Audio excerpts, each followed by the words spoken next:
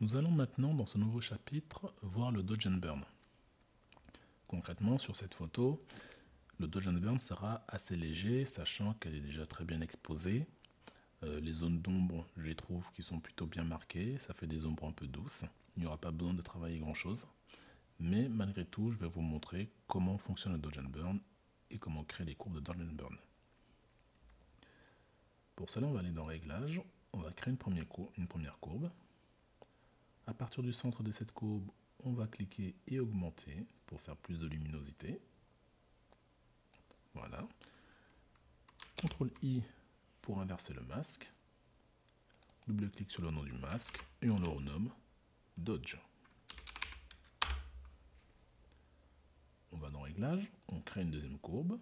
À partir du centre, on baisse cette courbe pour assombrir l'image. CTRL-I pour inverser le masque.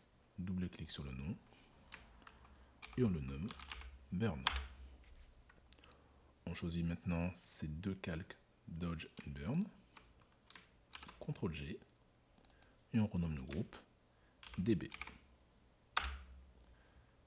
Nous sommes prêts à travailler sur le Dodge and Burn. Donc vous pouvez voir que c'est exactement la même technique qu'on a utilisée pour le local Dodge and Burn. En effet, les courbes, ce sont les mêmes, sauf qu'on va les travailler un peu différemment. Je vais donc sélectionner mon masque, mon calque Dodge. Donc je prends le masque de mon calque Dodge. Je prends mon outil pinceau, je me mets sur un flux à 3%. Je zoome un peu sur mon image. Et là, l'exercice va être d'accentuer les zones de lumière et d'assombrir les zones d'ombre. Donc, je vais passer doucement sur les endroits où il y a déjà de la lumière. Là, au-dessus des sourcils, au niveau du front, sur l'arête du nez, en dessous des yeux, ici au niveau des lèvres, hop, je passe là où il y a déjà de la lumière, un peu sur les lèvres, sur le menton, un tout petit peu en dessous de l'œil gauche. Je regarde d'ailleurs, ici au niveau de la poitrine. Là c'est déjà vachement éclairé, ça ne sert à rien que je repasse, mais par exemple ici je peux passer un peu. Pareil ici. Sur son bras gauche, hop, je passe un tout petit peu. Je dézoome. Si je cache, je vois la différence. Donc on a quand même rajouté beaucoup plus de lumière. Je peux changer un peu l'opacité pour baisser l'effet. Voilà, 60 ça me semble pas mal. Maintenant je prends mon masque de burn et je prends le calque et je sélectionne le masque.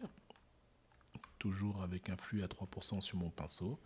Là je vais passer sur les zones d'ombre. Le long de l'arête du nez, au-dessus des yeux, là, sur le côté des joues, en dessous du menton, sous la lèvre,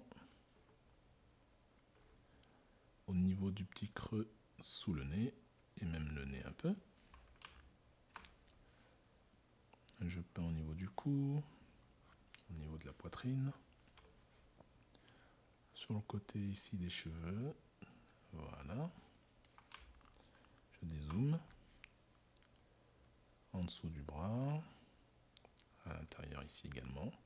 Vous voyez, j'y vais avec un simple coup, bien précis, parce que, comme je vous l'ai dit, mon image est déjà assez bien éclairée. Donc, le Dodge and Burn, je le fais de façon très légère. Si je vois le avant-après, voilà.